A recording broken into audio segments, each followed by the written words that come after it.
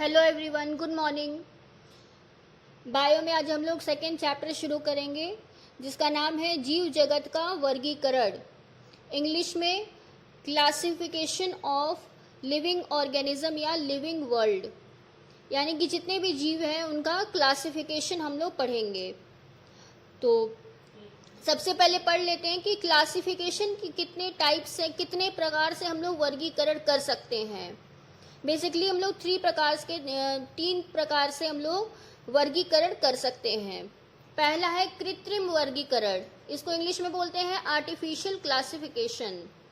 देखिए, artificial classification में क्या होता है, जब भी हम किसी जीव को उनके कुछ लक्षणों के आधार पे, सिर्फ कुछ लक्षणों, जैसे कि कोई जीव किस स्थल पे पाया जा रहा है, ठीक है, उसका भोजन किस से वो प्राप्त करता है, तो सिर्फ कुछ लक्षणों के आधार पे जब हम लोग वर्गीकरण करते हैं तो उसे हम लोग आर्टिफिशियल या कृत्रिम वर्गीकरण कहते हैं।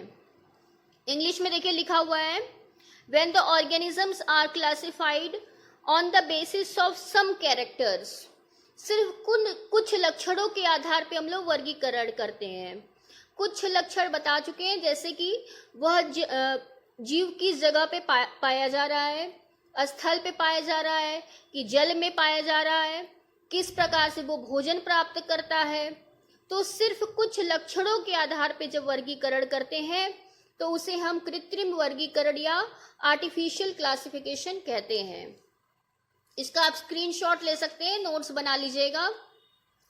अब दूसरा है प्राकृतिक वर्गीकरण, यानी कि नेचुरल क्लासिफिकेशन। ठीक है, नेचुरल क्लासिफिकेशन में क्या करते हैं, जीवों को यानी कि ऑर्गेनिज्म को कुछ महत्वपूर्ण लक्षणों पर आधारित वर्गीकरण करते हैं। यानी कि कुछ महत्वपूर्ण, देखिए आर्टिफिशियल में क्या था, कोई भी लक्षण हम लोग ले रहे थे, लेकिन नेचुरल में क्या है, महत्वपूर्ण यानी कि इंपॉर्टेंट कैरेक्टरिस्टिक पर हम लोग क्लासिफिकेशन करेंगे। अब महत्वपूर्ण लक्षण कौन कौन से हो सकते हैं, सबसे पहले आकार की, यानी कि मॉर्फोलॉजी, उस जीव का आकार कैसा है, स्ट्रक्चर कैसा है, शारीरिकी यानी कि एनाटॉमी, किस तरह से उसका स्ट्रक्चर है। और प्लांट्स में हम लोग कैसे वर्गीकरण करेंगे, जैसे कि उसका रूट्स देखेंगे, रूट किस टाइप का है, स्टेम किस टाइप का है, लीव्स कैसा है, फ्लावर्स कैसा है, यानी कि पत्तियां, फूल कैसे हैं, यूनिसेक्सुअल है कि बाइसेक्सुअल है।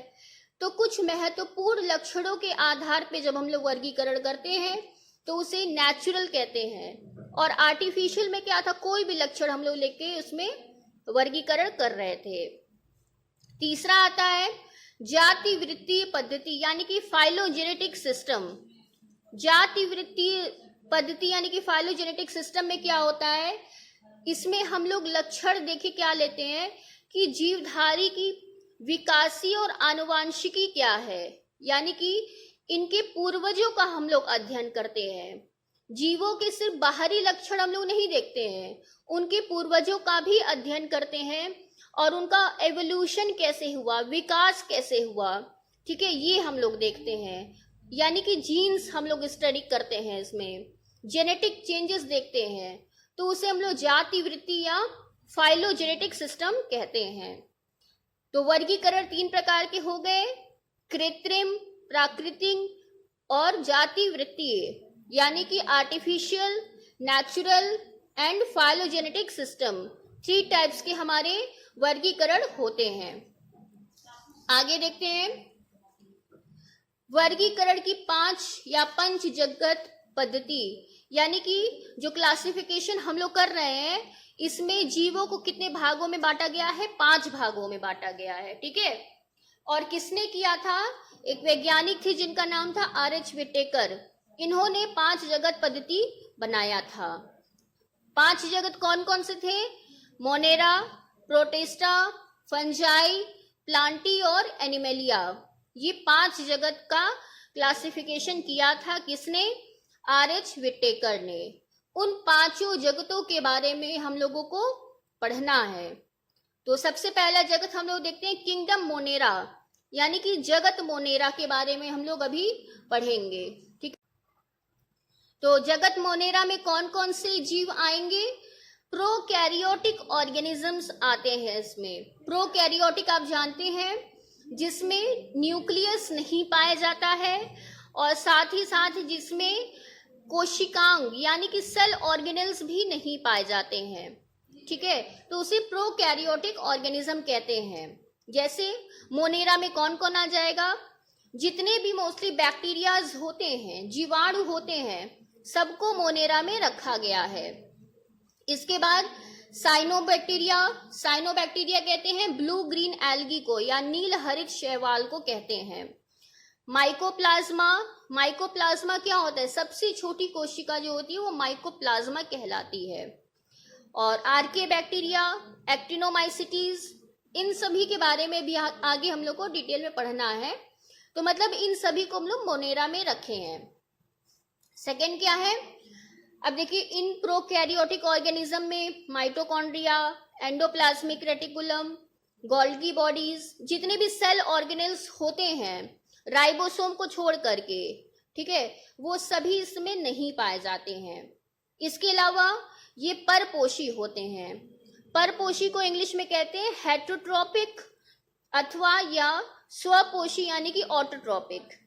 देखिए इसमें मोनेरा में जो ऑर्गेनिजम्स आएंगे वो हेटरोट्रोपिक भी हो सकते हैं, हेटरोट्रोपिक यानी कि दूसरे से भोजन ग्रहण करना, अथवा ये स्वपोषी भी हो सकते हैं। स्वपोषी का मतलब खुद से अपना भोजन बना सकते हैं, ऑटोट्रोपिक हो सकते हैं। ऑटोट्रोपिक को ही प्रकाश संश्लेषी कहते हैं यानी कि फोटोसिंथेटिक कहते हैं। तो ये ऑर्गेनिज्म ऑटोट्रोपिक, हेटरोट्रोपिक दोनों हो सकते हैं। ये सर्वव्यापी होते हैं। सर्वव्यापी को इंग्लिश में कहते हैं कि ये हर जगह पे पाए जाते हैं।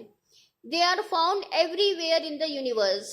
ये हर जगह पाए जा सकते हैं, बहुत मुश्किल से मुश्किल परिस्थिति में भी पाए जा सकते हैं। गर्म झरने हो गए या फिर बर्फ हो गए, ठीक है, या फिर जहाँ पे तापमान बहुत अधिक हो, रेगिस्तान हो गया, तो हर जगह ये पाए जाते हैं। ऐसा कुछ नहीं है कि ये अच्छे मौसम में ही पाए जाते हैं, बहुत ही कठिन परिस्थितियों में भी ये पाए जा सकते हैं। अब अगला देखिए, माइकोप्लाज्मा को छोड़ करके बाकी सभी में कोशिका भित्ति पाई जाती है, यानी कि माइकोप्लाज्मा को हटा करके बाकी सभी में सेल वॉल पाया जाता है। तो मोनेरास की ये कुछ कैरेक्टरिस्टिक हैं। अब मोनेरा में जो ऑर्गेनिज्म आते हैं उनके बारे में हम लोग को पढ़ना है। सबसे पहला है बैक्टीरिया। बैक्टीरिया के बारे में हम लोग अच्छे से पढ़ेंगे क्योंकि सिर्फ 11th क्लास के लिए ही नहीं, ये आपकी जब तक आप बायो पढ़ेंगे तब तक ये आपके काम आने वाला है। तो बैक्टीरिया के बारे में पढ़ेंगे। बैक्टीरिया जो नाम है वो किसने दिया, एरनबर्ग ने दिया 1838 में, जीवाणु नाम दिया, बैक्टीरिया नाम दिया। बैक्टीरियोलॉजी किसे कहते हैं, विज्ञान की वह शाखा जिसके अंतर्गत हम जीवाणुओं का अध्ययन करते हैं, यानी कि the branch of science in which we study about the bacterias. मतलब विज्ञान की वह शाखा जिसमें हम लोग बैक्टीरियाज के बारे में पढ़ते हैं उसे बैक्टीरियोलॉजी या जीवाणु विज्ञान कहते हैं, ठीक है। अब हम लोग आगे देखेंगे जीवाणु का स्ट्रक्चर, यानी कि स्ट्रक्चर ऑफ बैक्टीरिया कैसा होता है। देखिए मैंने यहाँ पे बैक्टीरियाज के कुछ स्ट्रक्चर्स बनाए हैं। सबसे पहले देखिए बैसिलस। बैसिलस जो होते हैं ये रॉड शेप होते हैं, छड़ के आकार के होते हैं, छड़ के शेप में होते हैं, छड़ाकार कह सकते हैं, इसे बैसिलस कहते हैं।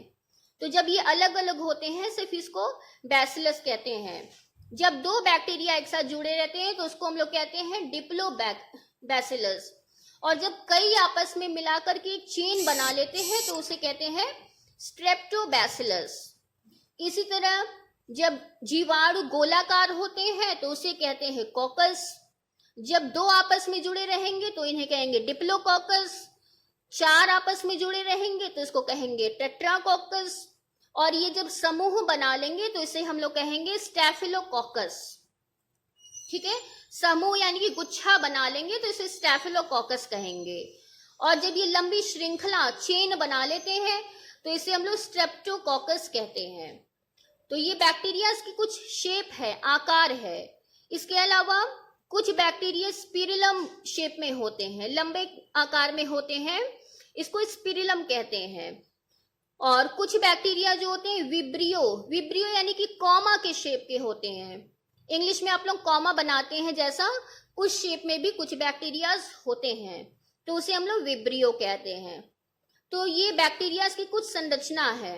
बैक्टीरिया छड़ाकार भी हो सकते हैं, छड़ाकार होंगे तो बैसिलस कहेंगे, गोलाकार होंगे तो कॉकस कहेंगे, स्पिरिलम जो होते लंबाकार होते हैं, और विब्रियो यानी कि कॉमा के शेप के होंगे तो इसे विब्रियो कहेंगे। तो ये बैक्टीरियाज की कुछ स्ट्रक्चर है। अब इसके आगे वाले वीडियो में हम लोग बैक्टीरियाज के बारे में कुछ इंपॉर्टेंट पॉइंट्स डिस्कस करेंगे। तब तक के लिए टेक केयर, अपना ख्याल रखिए, सुरक्षित रहिए। धन्यवाद।